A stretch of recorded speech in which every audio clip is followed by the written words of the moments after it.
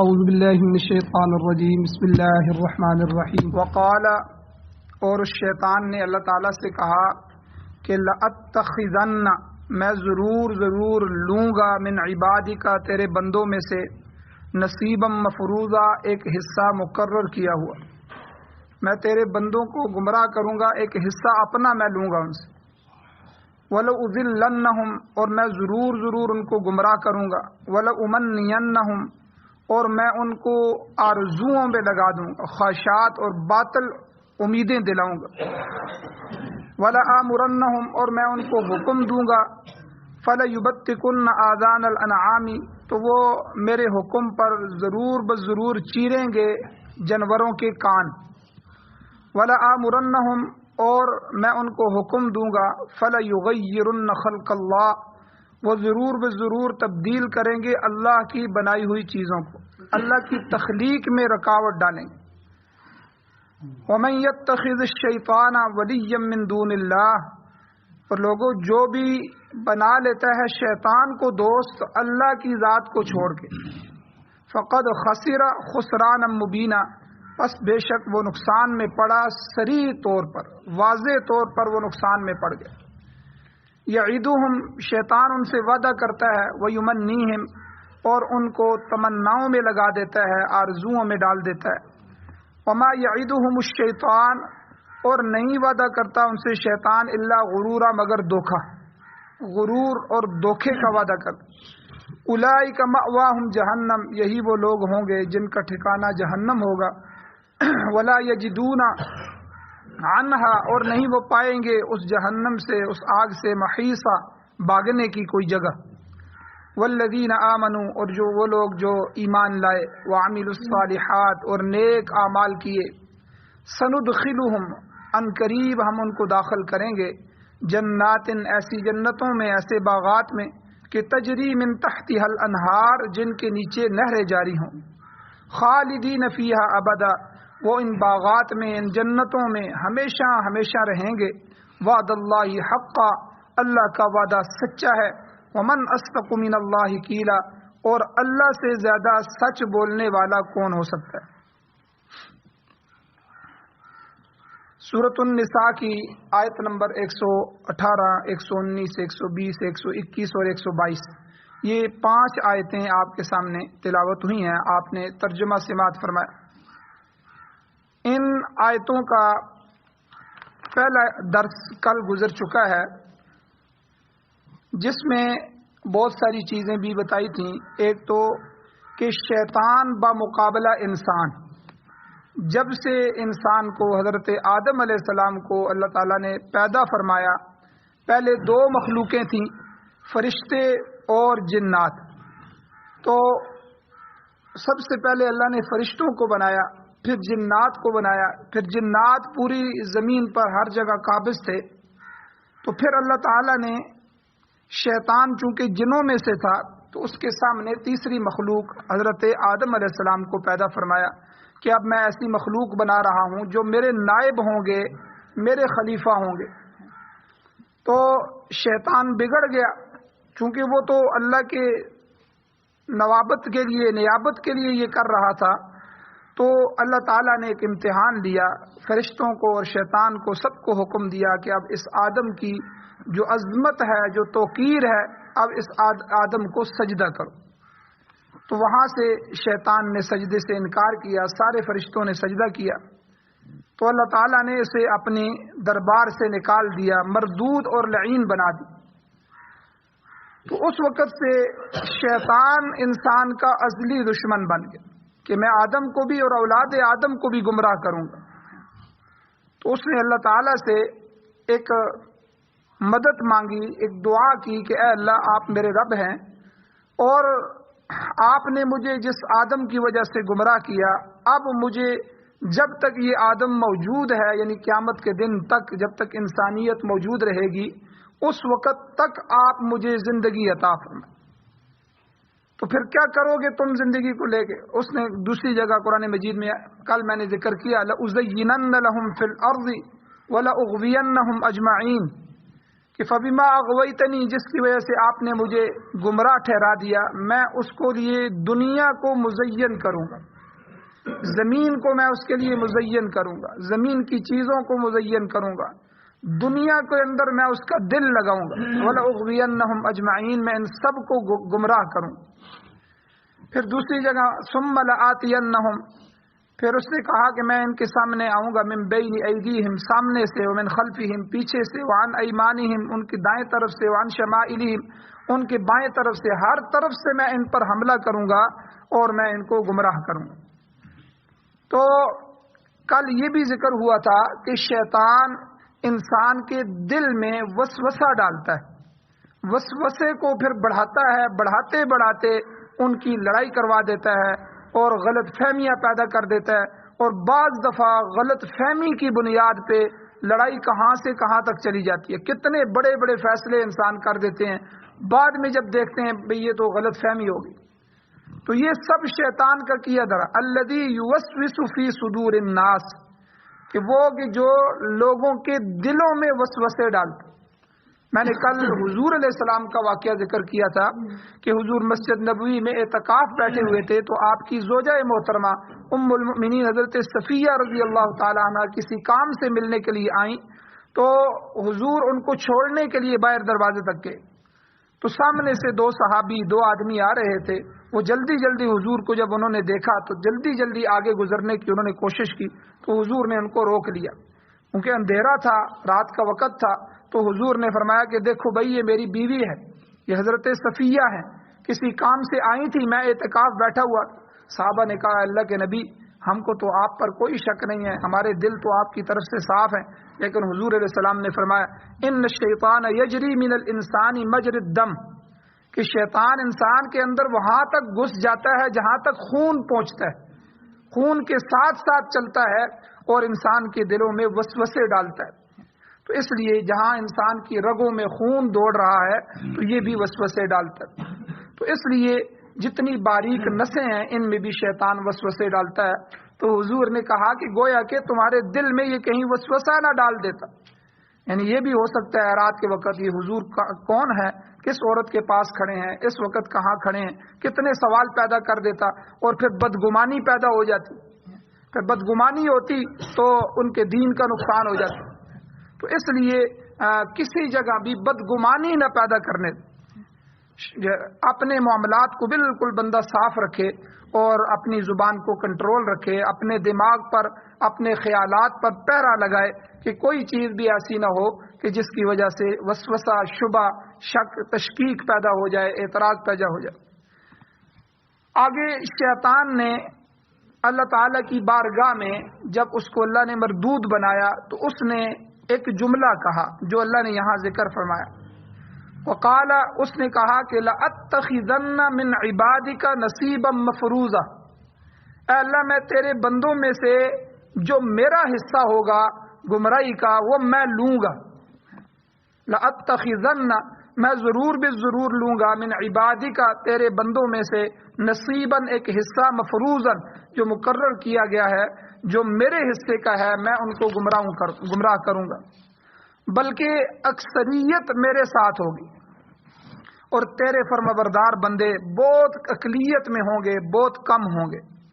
چنانچہ آپ دیکھ لیں شروع سے لے کر قیامت تک لوگوں کی اکثریت شیطان کے ساتھ رہی۔ اس وقت بھی دنیا کی 8 ارب کے قریب آبادی ہے، آپ دیکھیں 8 ارب کے قریب، تو اس میں سے 6.5 ارب لوگ جو ہیں وہ کافر ہیں، کوئی ہندو ہے، یہودی ہے، سکھ ہیں، عیسائی ہیں، بدھ مت ہیں، دوسری قومیں ہیں، تو 6 ارب لوگ وہ تو ایمان والے ہیں ہی نہیں، تو باقی جو 2.25 ارب کے قریب ہیں وہ مسلمان ہیں، تو ان میں سے بھی بہت کم تعداد ہے جو اللہ تعالیٰ کو ٹھیک طریقے سے ماننے والی، پوری اس کے احکامات پر عمل کرنے والے ہیں، یعنی انتہائی کم، جنہوں نے یہ تہیہ کیا ہے کہ ہم قرآن و سنت کی روشنی میں زندگی گزاریں، اپنا حلیہ، اپنا لباس، اپنی اولادوں کی تربیت اور اپنے معاملات، اپنی تجارت، اپنی معاشرت، ہر چیز ہم قرآن و سنت کے مطابق کریں گے، ایسے لوگ آٹے میں نمک کے برابر بھی۔ تو یہ شیطان کی وہ گمراہیاں ہیں جو اس نے پوری دنیا کو جو ہے وہ گمراہی کے اندر لگایا. اور آپ دیکھیں پورے محلے میں جو ہے اب جمعے کے دن اندازہ ہوتا ہے کہ کتنی مسجدیں ہیں، وہ ساری مسجدیں بھر جاتی ہیں. اس کا مطلب ہے یہ یہاں کی آبادی ہے جو مسلمانوں کی بالغ آبادی ہے جو مسجد میں آ رہی، لیکن عام نمازوں میں 2 صفیں 4 صفیں 3 صفیں ہر مسجد کی ہوتی. تو یہ ہیں تو مسلمان، لیکن ان میں بھی ان 2.25 ارب مسلمانوں میں بھی شاید لاکھوں میں یا کروڑوں میں کچھ لوگ ہوں جو اپنی زندگی کو اللہ تعالیٰ کی احکامات پر اور اللہ کے طریقے پر تہیہ کر کے چل رہے ہوں کہ ہم نے اپنی زندگی کا ہر رخ اسلام کے مطابق رکھنا ہے. شاہ عبد القادر محدث دہلوی رحمۃ اللہ علیہ فرماتے ہیں کہ یہاں جو شیطان نے نصیب مفروضہ کہا، اس کا مطلب یہ ہے کہ شیطان نے کہا کہ میں انسانوں کی کمائی میں سے ایک حصہ اپنے لیے ٹھہراؤں گا، یعنی پیداوار کا جو حصہ غیر اللہ کی نظر و نیاز کے لیے لگا دیا جائے وہ میرا حصہ ہوگا. سورۃ الانعام میں اللہ تعالیٰ تفصیل کے ساتھ وہاں ذکر فرماتے ہیں کہ مشرکین مکہ جو تھے ان کے کھیتوں کی جو پیداوار ہوتی تھی، کھجوروں کی جو پیداوار ہوتی تھی، مویشیوں میں سے ایک حصہ ہوتا تھا وہ اللہ کے لیے ٹھہراتے تھے اور ایک حصہ اپنے شرکاء کے لیے، اپنے بتوں کے لیے مقرر کرتے تھے کہ ہم ان کی نظر و نیاز دیں گے. تو پھر یہ بھی کہ آگے کی جو حصہ وہ اللہ کے لیے مقرر کرتے تھے اس میں بھی احتیاط نہیں برتتے تھے، تو لیکن غیر اللہ کی نیاز میں سے ایک دانے کی کمی بھی برداشت نہیں کرتے تھے. تو ان کا حصہ پورا پورا ادا کرتے تھے اور کہتے تھے ھذا للہ بزعمہم وھذا لشرکائنا، کہ گویا ان مشرکوں کے گمان کے مطابق یہ حصہ اللہ کا ہے اور یہ پکا ٹھکا ان کے شریکوں کا ہے. یہ ان کے الفاظ ہوتے تھے کہ ہمارے گمان میں ہے کہ یہ حصہ اللہ کا ہے، یعنی جو اللہ کا حصہ ہے اس کو کہتے تھے یہ ہمارے گمان میں ہے، تو یعنی اس کو ہم خود بھی کھا سکتے ہیں، ادھر ادھر بھی کر سکتے، اس میں احتیاط نہیں کرتے تھے. وَهَذَا لِشُرَكَائِنَا، اور یہ ہمارے شرکاء کے لیے ہے جن کو ہم پوج رہے ہیں، یہ ہمارے بتوں کے لیے. تو آج بھی آپ دیکھیں کہ شرکیہ رسومات ہمارے معاشرے میں لوگ بڑے اہتمام سے ادا کرتے ہیں. فرائض آپ دیکھیں، فرض جو ہے، سنتیں جو ہیں، نوافل جو ہیں، ان کی بالکل پرواہ نہیں ہوتی، اور زکوٰۃ اور جو صدقات ہیں ان کی فکر نہیں کرتے. اب دیکھیں لوگ نماز جنازہ ہو، مثال کے طور کے عصر کے بعد نماز جنازہ ہے یا ظہر کی نماز کے بعد نماز جنازہ ہے، اب نماز فرض نہیں پڑھیں گے جو فرض عین ہے، لیکن نماز جنازے کے لیے بھاگیں گے کہ وہ ہم سے نہ رہ جائے، جیسے سب سے بڑا فرض وہ ہے. حالانکہ نماز جنازہ نماز کے مقابلے میں فرض کفایہ ہے کہ پورے محلے میں سے ایک وافر تعداد بھی ادا کر دے تو سب کی طرف سے ادا ہو جاتی ہے، کفایہ اس کو کہتے ہیں. اور اگر کوئی بھی ادا نہیں کرے گا پھر سارے مجرم ہو جائیں گے، ایسا فرض، اس کو فرض کفایہ کہتے ہیں. فرض عین وہ ہوتا ہے کہ جو ہر عاقل بالغ مسلمان پر فرض ہو جاتا ہے. نماز ہر جو بچہ 13 14 15 سال کا ہو گیا اب اس پر فرض ہو گئی. ایک نماز بھی چھوڑنا اس کے لیے جائز نہیں ہے، ایک روزہ چھوڑنا اس کے لیے جائز نہیں کیونکہ وہ بالغ ہو گیا تو اور کوئی دوسرے کی جگہ بھی ادا نہیں کر سکتا. تو اس لیے جو فرض عین ہے ہم اس کی پرواہ نہیں کرتے، اور جو فرض کفایہ ہے اس کے لیے ہم اہتمام کرتے ہیں. اور اسی طرح سنتوں کا، نوافل کا اہتمام نہیں ہوتا. لیکن آپ دیکھیں کئی بدعات ہیں جن کا ہم بڑے اہتمام کے ساتھ جو ہے ان کو کرتے ہیں، اور ان میں وہی ذہنیت کار فرما ہوتی ہے جو شیطان کی طرف سے کہ انسان کی کمائی میں سے میں اپنا حصہ لوں گا. تو گویا کہ یہ جو نظر و نیاز ہے یہ بھی شرک ہے. میں نے اس دن بھی بتایا تھا کہ نظر و نیاز، اللہ کے علاوہ غیروں کی تقرب اور خوشنودی کے لیے جو نیاز دی جاتی ہے وہ شرک فعلی ہے، عملی اور فعلی طور پر شرک. کسی قبر والے، کسی بزرگ، کسی اللہ کے ولی، کسی پیر، کسی جن، کسی فرشتے، کسی نبی کے لیے ان کو نافع اور ضار سمجھ کے کہ یہ ہمیں نفع دینے والے ہیں، یہ ہمیں نقصان دینے والے ہیں، پھر ان کے نام کی جو نظر و نیاز دی جاتی ہے وہ شیطان کا حصہ ہے. تو اس لیے یاد رکھیں یہ نظر، منت، نیاز، یہ سب جو ہے یہ اللہ کا حصہ ہے. یہ عبادت ہے اور یہ صرف اللہ کے تقرب کے لیے ہے. اللہ کو نافع اور ضار سمجھا جائے کہ اللہ ہی نفع دینے والے ہیں, اللہ ہی نقصان دینے والے ہیں. باقی حضور علیہ السلام نے ہمیں عقیدہ سکھایا کہ اگر اللہ کسی کو نقصان دینا چاہیں تو پوری دنیا مل کے اس کو نفع دینا چاہے تو نہیں دے سکتے, اور اگر اللہ کسی کو نفع دینا چاہیں تو پوری دنیا مل کے اپنے اسباب اپنا زور لگائے اور اس کے نفع کو روکنا چاہیں تو وہ نہیں روک سکتے. تو اللہ خود نافع ہے, اللہ خود ضار ہے. ہمارے معاشرے میں آپ دیکھیں پیران پیر شیخ عبد القادر جیلانی رحمۃ اللہ علیہ, ان کے بارے میں 11ویں شریف اور اس طرح کے بہت ساری چیزیں ہیں جو کہ دین کا حصہ نہیں ہے, بعد میں بنائی گئی. ان میں بھی بہت سے لوگ ان کو نافع اور ضار سمجھتے ہیں کہ جی وہ انہوں نے بیڑا گرا دیا, فلاں ہو گیا, وہ بیڑا غرق ہو گیا اور اس طرح ہو گیا. یاد رکھیں جو اللہ کے ولی ہوتے ہیں وہ کسی کو نقصان نہیں پہنچاتے, وہ کسی سے بدلہ نہیں لیتے, ایسے کوئی واقعات نہیں ہوتے. ہاں وہ مخلوق کی رہنمائی کرنے کے لیے ہوتے. اگر کوئی آدمی ان کے ایصال ثواب کے لیے کر رہا ہے پھر تو ٹھیک ہے کہ میں یہ جو صدقہ کروں گا یہ اللہ تعالیٰ ان کو اس کا ثواب پہنچائیں, پھر تو ٹھیک ہے. لیکن اگر وہ یہ سمجھے کہ میرے جو ہے وہ جانوروں کا دودھ خشک ہو جائے گا اگر میں 11ویں نہیں دوں گا, وہ 11ویں والے پیر جو ہیں وہ میرا کاروبار ختم کر دیں گے, میرا بیڑا ڈوب جائے گا اور میری فصل نہیں پکے گی, پھل پورے نہیں آئیں گے, یہ بہت سے لوگوں کے عقائد. حالانکہ یاد رکھیں ان کا تعلق کسی بزرگ نبی ولی کے ساتھ نہیں ہے, ان کا تعلق اللہ کی ذات کے ساتھ ہے. اللہ تعالیٰ ہی نافع ہیں, اللہ تعالیٰ ہی ضار ہیں, نفع دینے والے نقصان دینے والے. تو گویا کہ گائے بھینس کے دودھ میں برکتیں یہ اللہ ہی ڈالنے والے, کمیاں کوتاہیاں کرنا یہ اللہ کا ہی کام ہے. تو اس قسم کا عقیدہ بھی یہ شرکیہ عقیدے میں آ جاتا ہے کہ کسی اللہ کی ذات کے علاوہ کسی اور کو, یہ جو مشرکین مکہ تھے یہ اسی طرح کرتے تھے, اللہ کو مانتے تھے, کہتے تھے سب سے بڑا خدا خالق اللہ ہے, پیدا کرنے والا اللہ ہے. لیکن یہ ہمارے مشکل کشا جو ہیں, یہ جو ہمارے بت ہیں, یہ بھی تو نفع نقصان دینے والے, یہ بھی تو ہماری حاجتیں پوری کرنے والے. تو اس لیے یاد رکھیں کہ اللہ شیطان نے یہی کہا لَأَتَّخِذَنَّ مِنْ عِبَادِكَ نَصِيبًا مَفْرُوضًا, کہ میں اے اللہ تیرے بندوں میں سے جو بھی میرا حصہ ہے میں اس کو ضرور بس ضرور لوں گا, مقرر کیا ہوا ہے میں لوں گا اس کو. اور پھر دوسری بات شیطان نے کیا کہا کہ اللہ کے سامنے کہا کہ وَلَأُضَلِّيَنَّهُمْ وَلَأُضَلَّنَّهُمْ, میں انہیں ضرور گمراہ کروں گا, تیرے بندوں کو بہکاؤں گا. اور وَلَأُمَنِّيَنَّهُمْ, ان کو باطل اور غلط آرزوئیں دلاؤں گا. تو یاد رکھیں شیطان کسی بھی انسان کو جب گمراہ کرتا ہے تو ویسے ہی گمراہ نہیں کرتا, ایمان والا ویسے ہی تھوڑا ہی گمراہ ہو جائے گا. اس نے ہر شرکیہ بدعتیہ رسوماتی جو فعل ہیں ان فعلوں کے لیے, ہر رسم کے لیے, ہر بدعت کے لیے کوئی نہ کوئی فلسفہ بنا کے رکھا ہوا ہے کہ وہ ذہن میں ڈالے گا جس کی بنیاد پر وہ انسانوں کو ورغلاتا ہے اور گمراہ کرتا ہے. ان کے ذہان میں یہ بات ڈالتا ہے کہ یہ رسم ادا کر لو تو تمہاری بڑی عزت ہو جائے گی. آج دیکھیں نا کہ ہر بندہ ابھی برتھ ڈے منانے کے اوپر لگا ہوا ہے.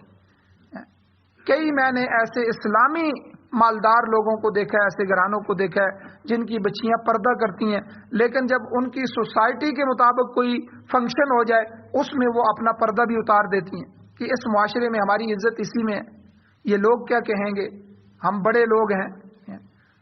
تو یہ نہیں, انسان کے دل میں یہ ڈالتا ہے کہ یہاں تمہاری عزت خراب ہو جائے گی, تم اس طرح کر لو, اپنی بچیوں کے سر سے پردے اتار دو. تو پھر ان کو وہ ننگا کروا دیتا ہے. اگر میں یہ کام نہیں, جس طرح ہم کہتے ہیں کسی کام سے استاد روک دیں تو کہتے ہیں جی کیا کریں, برادری والے ناراض ہو جائیں گے, برادری والے خفا ہو جائیں گے, لوگ خفا ہو جائیں گے, میری ناک کٹ جائے گی, عزت ختم ہو جائے گی. یہ سارے شیطان کے وہ فلسفے ہیں جو شیطان انسان کے ذہنوں میں ڈالتا ہے کہ یہ رسم ادا کر لو, یہ گنبد بنا لو, یہ جلوس نکالو, یہ فلاں کرو, یہ جھنڈیاں لگاؤ, تمہارا نام ہوگا, لوگ تمہیں یاد رکھیں گے. طرح طرح کی باتیں بتا کر انہیں غلط راستے پر چلاتا.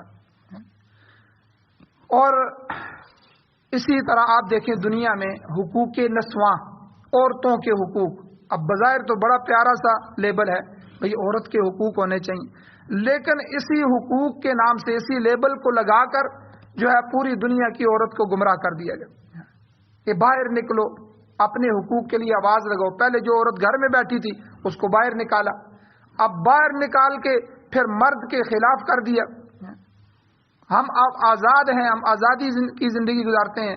ابھی وہ آزادی مارچ جب آتا ہے ان کا تو اس میں انہوں نے کتبے اٹھائے ہوتے ہیں، نعرے لگائے ہوتے ہیں کہ ہم آزاد رہیں گی، ہم کوئی کھانا نہیں پکائیں گی، ہم یہ نہیں کریں گی، ہم ان کے کپڑے استری نہیں کریں گی، ہم فلاں نہیں کریں گی، ہم کسی کی نوکر نہیں ہیں۔ یعنی حقوق نسواں جو ایک بڑا اچھا موضوع تھا، بڑا اچھا عنوان تھا، یہ دے کے آگے عورت کو گمراہ کر دیا۔ یورپ کی عورت کو اب انہوں نے باہر نکالا ہے اسی پر کہ بھئی عورت باہر نکلے، مرد کے شانہ بشانہ چلے، عورت کے اندر بھی صلاحیتیں موجود ہیں، عورت سب کچھ کر سکتی ہے۔ تو یعنی ایسے عنوان دیے تو عورت کو باہر نکالا، پھر عورت کو شو پیس بنا کے رکھ دیا۔ اب صابن کا اشتہار دینا ہے تو عورت کو ننگا کرو، کسی اور چیز کا اشتہار دینا ہے تو عورت کا جسم دکھاؤ، پھر عورت کو وہ انہوں نے گندا کیا، اور یہ بیچاری اس کو اپنا حق سمجھ رہی ہے اور آزادی سمجھ رہی ہے۔ تو اس لیے شیطان جو ہے ہر چیز کا ایک فلسفہ بناتا ہے، پھر اس فلسفے کی بنیاد پر انسانوں کو گمراہ کرتا ہے اور ان سے الٹے سیدھے کام کرواتا ہے۔ تو جب انسان کوئی الٹا سیدھا کام کرنے لگ جاتا ہے تو پھر اس کے جواز بھی خود ہی ڈھونڈ کر لاتا ہے، اس کے لیے جواز بھی اس کو فراہم کرتا ہے۔ ایک بڑا تعلیم یافتہ آدمی جو ہندوستان کا ایک وزیر اعظم بھی رہا ہے کسی زمانے میں، وہ صبح اٹھتا تھا اور پیشاب پیتا تھا، اور اس کے لیے اس نے یہ فلسفہ گڑھا ہوا تھا کہ اس پیشاب سے اس کو صحت حاصل ہوتی ہے۔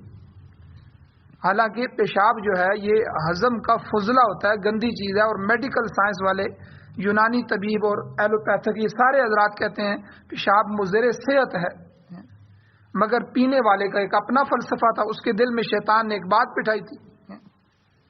اسی طرح جلال الدین اکبر جو تھا، یہ اکبر بادشاہ ہندوستان کا بہت بڑا بادشاہ، اس نے بھی ایک فلسفہ گھڑا تھا، اور وہ صاحب علم نہیں تھا مگر ذہین آدمی تھا۔ سفر کے دوران پیدا ہوا، 12-13 سال گردش زمانے کا شکار رہا، اس لیے تعلیم حاصل نہیں کر سکا، حالانکہ اس وقت بادشاہوں کی تعلیم کا بڑا بندوبست کیا جاتا تھا۔ تو اس کے ساتھ کوئی ملا تھے گمراہ قسم کے، ملا مبارک، اور اس کا بیٹا تھا ابو الفضل اور فیضی، اس طرح کے اس کے مشیر بن گئے۔ تو یہ گمراہ قسم کے مولوی تھے، تو اکبر ان کے اشارے پر چلتا تھا، تو وہ آخر اس نے اکبری دین بنا لیا، اپنا الگ سے دین بنا دیا۔ انہوں نے اس کو اٹھایا اور اس کو جواز فراہم کیے، آخر گمراہی میں پڑ گیا، اپنے آپ کو خدا اور رسول سمجھنے لگا، نیا دین ایجاد کیا۔ داڑھی، حالانکہ ہر آدمی کی داڑھی ہوتی تھی، بادشاہوں کی بھی داڑھی ہوتی تھی، تو اس نے داڑھی کٹوا دی، اور داڑھی منڈانے کا فلسفہ اس کے جو حواری تھے، جو اس کے مشیر تھے، انہوں نے یہ سمجھایا کہ یہ تمہیں جو ہے جنسی طور پر مضبوط کریں گے، فوتوں کی جو رطوبت ہے اس کو جذب کر لیتے ہیں، قوت مردمی اس سے جو ہے بڑھ جاتی ہے، لہذا داڑھی نہ رکھو۔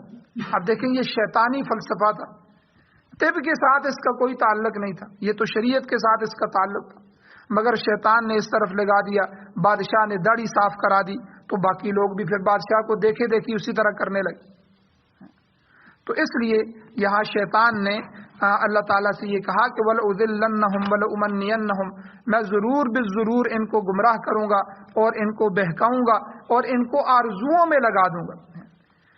یہ جو شیطان ہے نا، اس کا کام یہ ہے کہ آرزو، امیدیں، ایسی بڑی بڑی سوچیں انسان کی کہ جو اس کو بھی پتا ہے کہ میں اپنی زندگی میں ایسا نہیں کر سکتا، لیکن اس دوڑ میں انسان کو شامل کر دیتا ہے۔ پھر انسان نہ حلال دیکھتا ہے، نہ حرام دیکھتا ہے، نہ دن دیکھتا ہے، نہ رات دیکھتا ہے، نہ اپنی صحت دیکھتا ہے، نہ کسی کا نقصان نفع دیکھتا ہے، بس پھر وہ میں نے یہ کرنا ہے اور اس کو ہر صورت میں کرنا ہے، اور موت آ جاتی ہے وہ اس سے ہوتا نہیں ہے۔ تو یہ امیدیں، لمبی لمبی امیدوں پر جو ہے انسان کو لگا دینا، تو تو یہ شیطان نے اللہ سے وعدہ کیا. اس لیے اسلام نے ہمیں بڑی خوبصورت صفات عطا فرمائی ہیں: صبر، حوصلہ اور قناعت، قانع ہو جانا. جو اللہ کی طرف سے مل جائے اس پر اللہ کی طرف سے ملے ہوئے پر راضی ہو جائے. کہ اللہ میں اس پر راضی ہوں اور میں جو ہے آپ کی دیے پر راضی ہوں، اور سبب اختیار کرتا رہے، کماتا رہے، لیکن اس پر قانع ہو جائے، اس پر شکر ادا کرے. اللہ میں تو اس قابل بھی نہیں تھا کہ آپ نے مجھے اتنا دیا، مجھے آپ نے اپنا ذاتی گھر عطا فرمایا. کتنے لوگ ہیں جن کو ذاتی گھر ہی نہیں نصیب، تو مجھے آپ نے اپنی سواری عطا فرمائی. چھوٹی سواری ہے، بڑی ہے، اے اللہ لوگوں کے پاس تو سواریاں ہی نہیں. تو بندہ شکر کا پہلو اختیار کرے، اس کو تلاش کرے، اور اپنے اوپر اللہ کی جو بے شمار انعامات ہیں ان کی طرف توجہ کرے. اس کو قناعت کہتے ہیں، اس پر قانع ہو جانا. لیکن شیطان اس کو ختم کرتا ہے. کل تمہاری اولاد کا کیا بنے گا، ان کی شادیاں بھی کرنی ہے، تم نے اپنے لیے پراپرٹی بھی بنانی ہے، کل تم فقراء میں چلے جاؤ گے.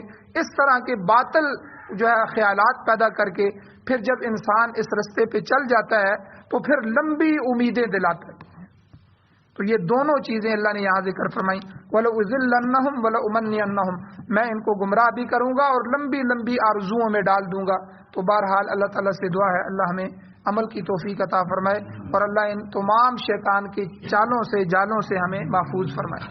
آمین. الحمدللہ رب العالمین، والعاقبۃ للمتقین، والصلاة والسلام علی رسولہ النبی الامی الکریم. اللهم ربنا آتنا فی الدنیا حسنۃ وفی الآخرۃ حسنۃ وقنا عذاب النار. یا اللہ ہماری کمیوں کوتاہیوں کو معاف فرمائیے، درگزر فرمائیے، صغیرہ کبیرہ گناہوں کو معاف فرمائیے. یا اللہ رحم فرمائیے، کرم فرمائیے. یا اللہ کرم والے معاملات فرمائیے. یا اللہ خصوصی کرم فرمائیے. یا اللہ شیطان کی جو چالیں ہیں، یا اللہ جو جس جالوں سے گمراہ کرتا ہے، یا اللہ ان گمراہیوں سے ہمیں محفوظ فرمائیے، ہماری نسلوں کو محفوظ فرمائیے. یا اللہ کفر سے، شرک سے، نفاق اور منافقت سے، یا اللہ بدعات سے، رسومات سے، یا اللہ ہر گمراہی سے یا اللہ ہماری حفاظت فرمائیے. قرآن و سنت کو پڑھنے، پڑھانے، سننے، سنانے اور سمجھنے، سمجھانے کی توفیق عطا فرمائیے.